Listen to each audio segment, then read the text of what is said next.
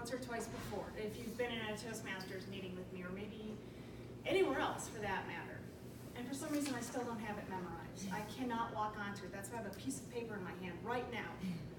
Begin doing what you want to do now. We are not living in eternity.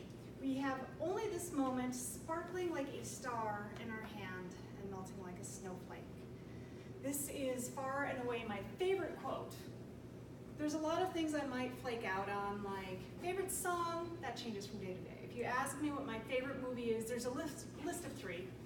I might change the movies now and again, but favorite quote never changes. It is always this concept of do what it is you want to do now, because we are not promised tomorrow.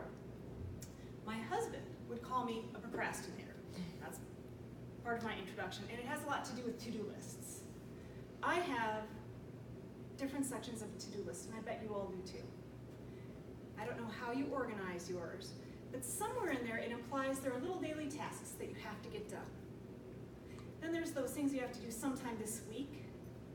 Maybe you have some monthly bills you need to take care of. And then there are the life goals.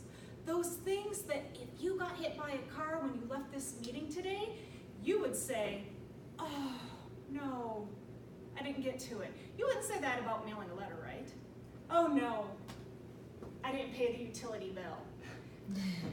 Oh no, I didn't tell that person who's so special in my life what they mean to me. Those are the ones that really stick out to you.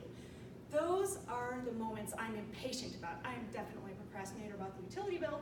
I wish Colorado Springs would just automatically take it out of my account before they have to shut off my lights. I don't know why they don't understand my good intentions.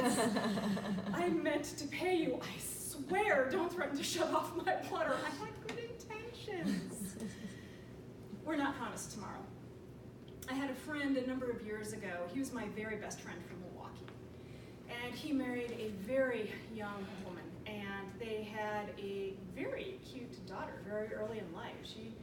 She had Shannon right out of high school. But they were the love of each other's lives. And in the middle of the night, one night, she started coughing. And my very good friend Dave said, hey, are you okay? And she said, yeah. Maybe it's bronchitis. It wasn't bronchitis. She had a heart attack and died. He didn't expect that. She didn't expect that. Nobody expected that. They were still planning their futures together. They had a toddler. Nobody knew that was going to happen. If there was something he wanted to say, I hope he said it that night. Or something he wanted to do with her, I hope he did it that night. Recently, a friend of Eric's and most of his high school friends, and I consider him to be a friend of mine as well, lost his battle with mental illness. And we all got together at the brewery the other night and did a few toasts to him. And we were talking about Todd. People were sharing memories, and somebody spoke up and said, gosh, if I'd realized how bad it was, I would have reached out. And all I could think was, oh no, we never know how bad it is. If there's a thought that you should reach out, you know what the time is to do that? Today. Today is the right day to pick up the phone and just say, you know what? Ice cream. Let's get in the car. Everybody likes an ice cream cone. What's your dairy intolerant? Then maybe fruit. Fruit! Nobody wants to go out and get fruit. Let's go out and take a nice walk around the lake. Everybody can do a walk around a lake. The time to do that isn't if I had known. Or shoot, I wish I could have gone back in time. It's right now. If not now, when? Is this thing that follows me everywhere I go in my life. It has to do with people, with moments. Sometimes people look at you like you've lost your mind. At a recent Toastmasters conference, I walked up to someone with I did have a glass of wine in my hand, in all fairness to her, and said, you made an impression on me at my first Toastmasters conference. Thank you for that. She had no idea who I was, and she almost did the pat on the head thing. She said, oh, that's really nice. Well, bye-bye then.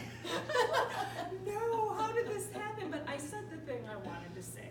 And it's a goal that I personally have moving forward, is the thank you tour. That is my thing, that if I got hit by a car leaving this meeting today, I'd be so mad at myself if I had not finished the thank you tour.